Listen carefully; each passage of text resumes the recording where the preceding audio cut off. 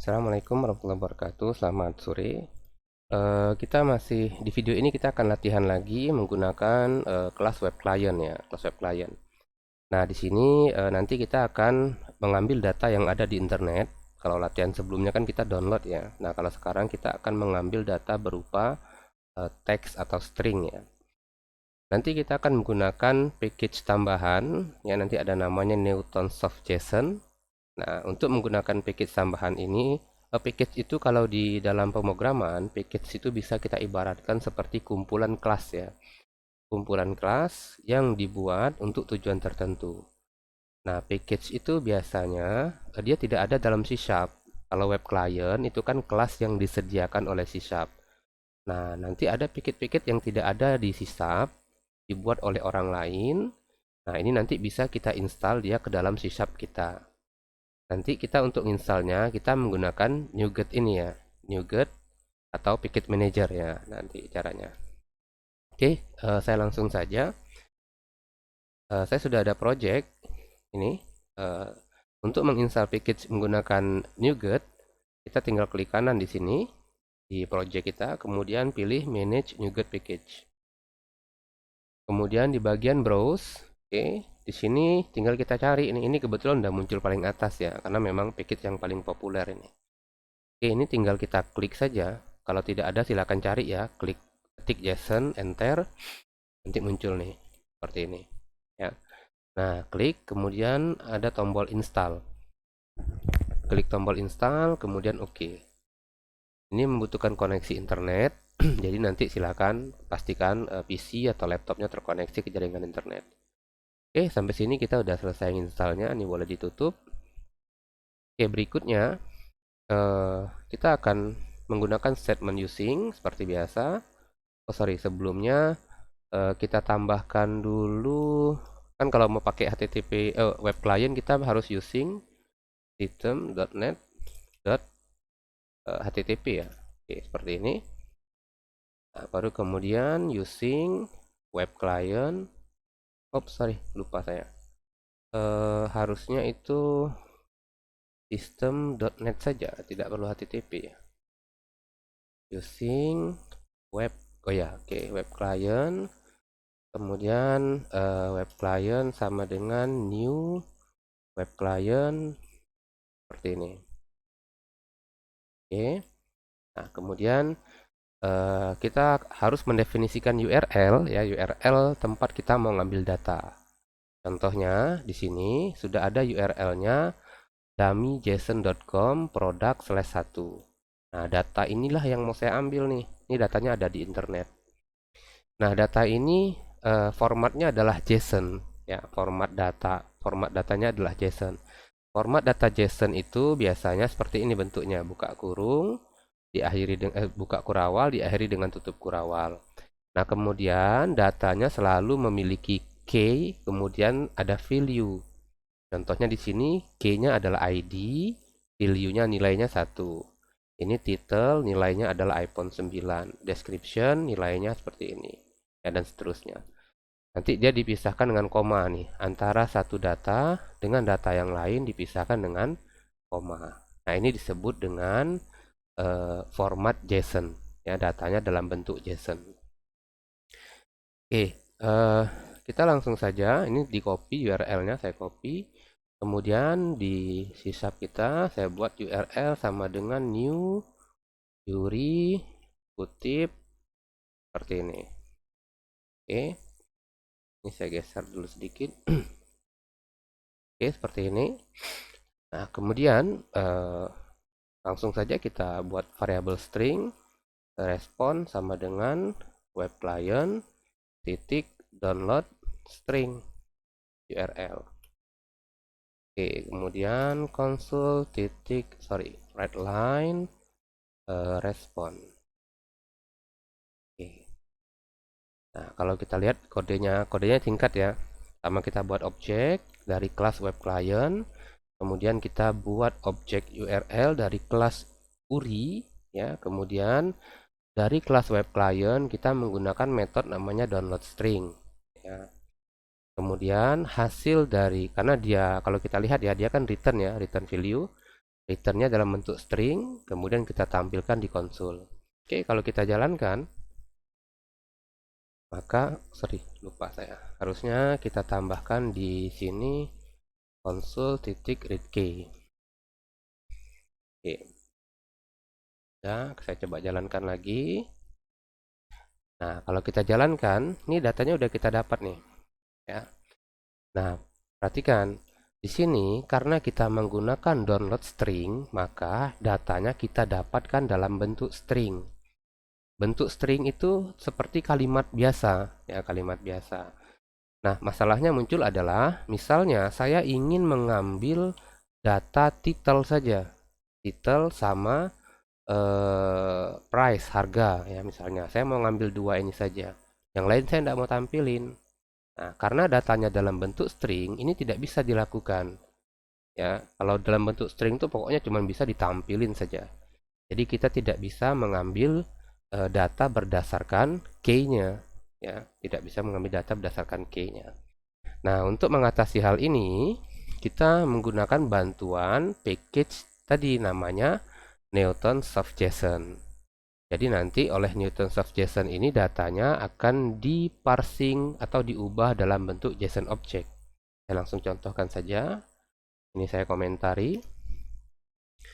Jadi nanti Newton Soft JSON itu dia punya, saya buat variabel ya, var JSON sama dengan JSON object titik. Oh, dia tidak ada. Kita harus melakukan import package dulu ya. Kita harus melakukan import package terlebih dahulu. Oke. Nah, package-nya itu adanya di using Newton Soft JSON .linKey seperti ini. Oke, sudah. Baru kemudian setelah kita import, baru kita bisa menggunakan kelas JSON object-nya. Var JSON sama dengan JSON object j object titik parse respon seperti ini. Oke, jadi respon yang tadinya dalam bentuk string, oke, itu kemudian akan diparsing atau diubah oleh kelas JSON object, ya. Nanti dia akan berubah menjadi bentuknya array. Bentuknya menjadi array. Kalau array nanti ada key, ada value. Oke, sekarang saya contoh ini. Console titik write line misalnya JSON, saya tampilin title. Oke, saya jalankan. Maka sekarang muncul titelnya. Nah, jadi data yang dalam bentuk string tadi sudah bisa kita olah. Kita ambil berdasarkan key-nya. Misalnya saya buat seperti ini ya. Title titik 2 plus seperti ini. Oke, saya lanjutkan. Price seperti ini. Price. Oke. Oke, kemudian kita jalannya lagi nih. Oke, sekarang udah dapat nih titelnya iPhone, harganya $549. Nah, jadi kelas JObject.parse inilah yang digunakan untuk mengubah string, ya, dari string menjadi array JSON. Ya, kalau array itu kan nih tinggal panggil key-nya title, ya. Kalau kita lihat data asalnya kan gini ya. Misalnya saya mau nampilin rating misalnya, berarti tinggal saya buat rating nih. Rating berarti kita panggil key rating seperti ini. Oke. Kita muncul ratingnya. Oke. Jadi package Newton Soft itu gunanya agar kita bisa mengubah data string menjadi JSON object. Ya, kalau sudah jadi JSON object, udah tinggal panggil berdasarkan key-nya, ya, key datanya. Seperti ini. Jadi kalau kita tampilkan dulu ya, saya contohkan, saya tampilkan datanya yang pertama seperti ini. Oke, biar kelihatan perbedaannya ya. Oke. Oke, seperti ini tadi. Nah, ini data yang masih dalam bentuk string. Kalau dalam bentuk string ini tidak bisa kita ambil satu persatu, tidak bisa ya.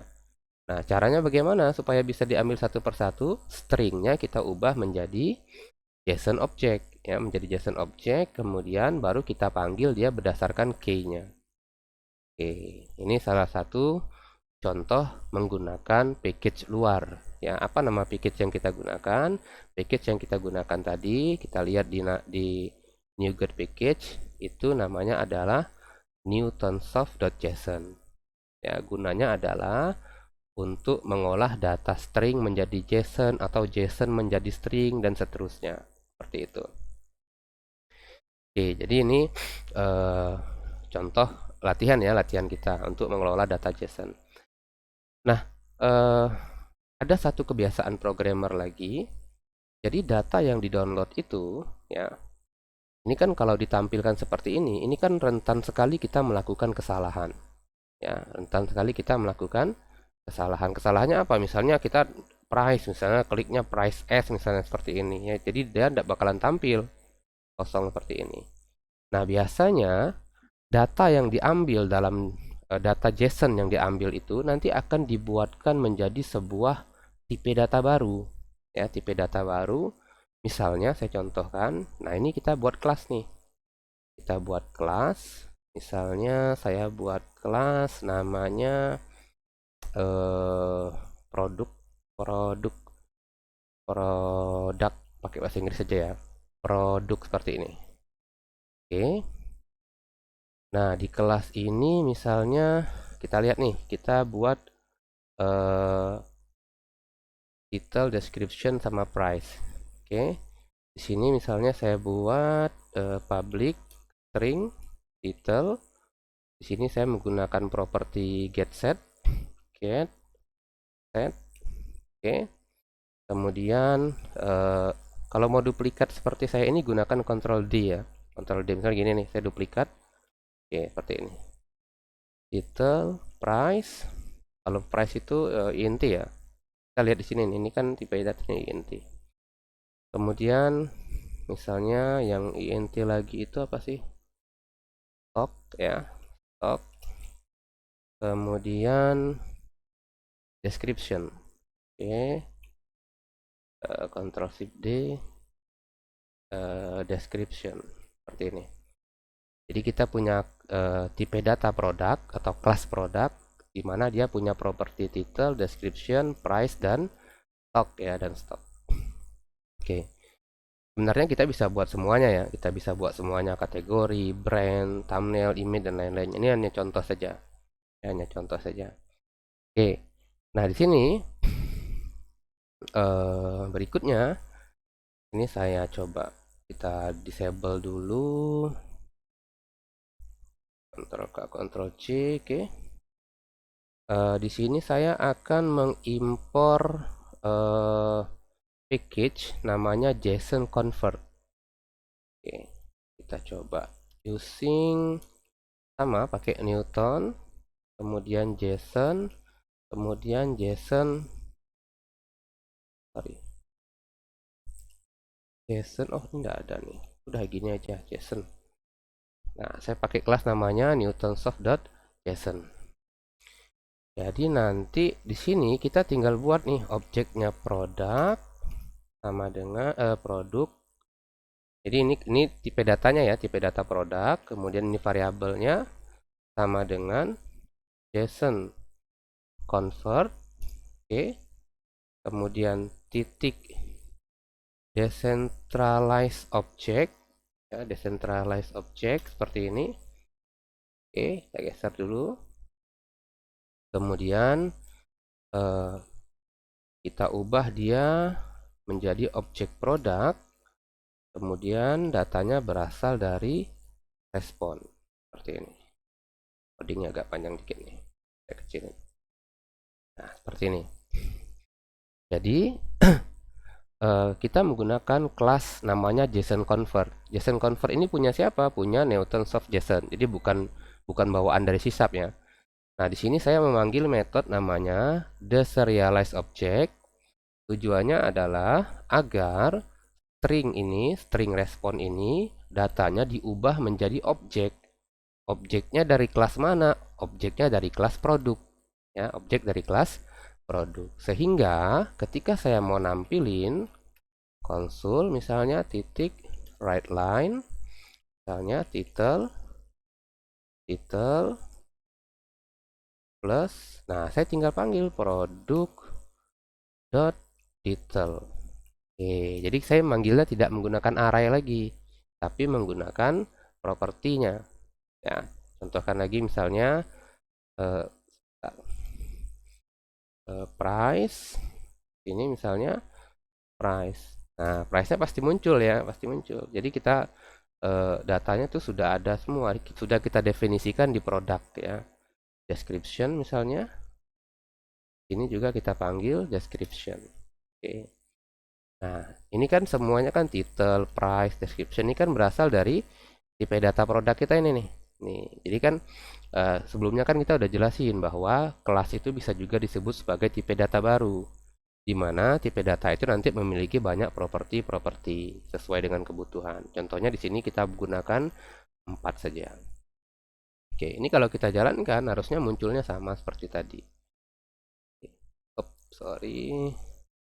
Kalau nak convert string mobile like pet description. Oke, JSON reader tidak bisa mengconvert string to integer. Oke, ini ada salah tipe data nih sepertinya kita. Oke, kita cek dulu. Oke. Kemungkinan dia stoknya ya. Oke, kalau kita lihat di sini descriptionnya ini kan int ya. Kalau kita lihat di sini description itu kan string. Stringnya dari mana nih kutip? Kalau ada kutipnya berarti dia string nih. Kalau ini berarti dia integer. Kalau ini berarti dia double. Seperti itu. Kalau ini berarti dia array. Oke, berarti ini saya ganti dia menjadi string. String. Oke. Simpan. Kita coba jalankan lagi. Oke, maka muncul nih. Sama saja seperti tadi. Bedanya adalah data yang kita dapatkan dari internet itu, datanya kita ubah menjadi objek. Ya, objek, kemudian objek yang kelasnya sudah kita sediakan. Apa nama kelasnya? Kelasnya produk. Ya, tujuannya apa? Tujuannya supaya pada saat datanya diperlukan, ya, pada saat datanya diperlukan, kita tinggal panggil titik title, titik price seperti itu. Kalau ini kan agak susah nih. Maksudnya ini kolomnya apa sih? Ini kolomnya apa sih? Nanti kita mesti cari-cari dulu. Ya, nah, jadi kita bisa menggunakan JSON convert deserialized object gunanya untuk mengubah respon string menjadi objek ya, dari kelas produk. Oke, ini untuk latihan ini saya rasa cukup dulu. Nanti silakan dicoba ya, silakan dicoba. Kalau ada yang mau ditanyakan, nanti silakan kita diskusikan di kelas. Assalamualaikum warahmatullahi wabarakatuh. Selamat sore.